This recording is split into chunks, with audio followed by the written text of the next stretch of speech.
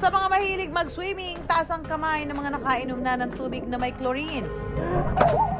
Panigurado, the struggle is real na dumilat pagkalublob. Pero worry no more mga ka-wonder dahil itong swimming pool sa mga aklan nakakasosyal. Mag-swimming ka ba naman sa pool na mineral water ang laman? You heard it right mga ka-wonder, mineral water na iniinom natin araw-araw. Kung ang isang galon ng mineral water sa atin 30 pesos, ang swimming pool na ito sa halagang 60 pesos, pwede ka na raw maligo. Ang pamilya nga raw ni Nanay Darlene at Nanay Emily, dito paboritong mag-swimming. Madalas kami na nagsiswimming dito sa Paski. Inaaliw ko yung mga apo ko. Kahit hindi summer, naliligo kami. Lalo-lalo na yung apo ko ayaw umahon sa tubig. Dahil nga laging kasama ang mga apo tuwing may outing, hassle daw para sa mga bata ang matapang na chlorine. Kaya nang malaman na mineral water ang gamit na tubig sa pool na ito, agad sila sa swimming. Masaya po, tsaka safe sa mga bata. Hindi naman siya masakit sa balat. Minsan nga, hindi na sila, kahit hindi magbanlaw, wala namang problema.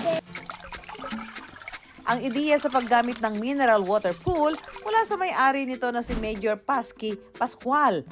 Nagsimula po to sir dahil because of source of water namin sa baba, yung spring. Dahil may nakapagsabi sa akin na maganda yung spring mo dyan na ilalagay natin sa swimming pool. Pero ang naging problema raw sa katagalan, lumalabo at nagkakalumot ito. Kaya naman ang naging solusyon, ang tubig mula sa bukal, pinifilter para maging mineral water. Pero ayon sa eksperto, ang paggamit ng chlorine sa pool nakakatulong para mabawasan ang bacterial content na mayroon sa tubig. Pero para kay tatay, mas malinis at mura ang maintenance ng mineral water kumpara sa paggamit ng pool na may chlorine. Kung i-compare po natin yon, mas advantage po ako doon sa yung galing na kuryente, yung gastos sa kuryente kaysa yung chlorine. Kasi yung chlorine kasi sa 300 pesos, bagsakan mo ito ng 5 kilos, ibig sabihin 1,500 ka na. Whereas yung kuryente, yung bill mo, mga 300 pesos per day ka lang. Ang proseso raw na ito, pinag-aralan daw talaga ni Tatay Pasky.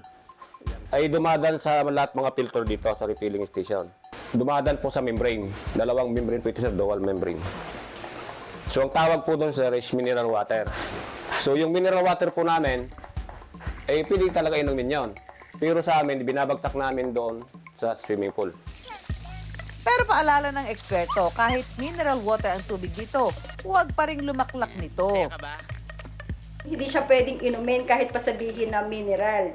Ikaw ba naman yung liguan ng maraming tao, which is before talaga is yung iba. Hindi mo naman masasabi na nagko-comply sa sanitary practices na dapat before, bago ka maglusong sa tubig, is kinakailangan gawin nila.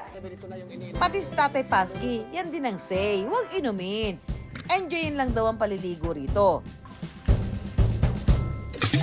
Naka-wonder, alam niyo ba kung paano nag-umpisang magkaroon ng swimming pool sa mundo? Ang swimming pool, no, yung first recorded is 5,000 years ago, no, sa city ng Mohenjo-Daro sa Pakistan. So, but this pool, no, are not used for leisure swimming but rather for ritual, no, religious ceremony for ritual cleansing. Taong 1589 naman nang dinala ito ng mga Franciscan sa Pilipinas na matatagpuan naman sa Los Baños, Laguna. Ang paggamit talaga ng totoong swimming pool ay nung dumating ang Amerikano, no? Ginamit ito sa programa ng fitness. Yung may idea kasi ang mga Amerikano ng muscular Christian.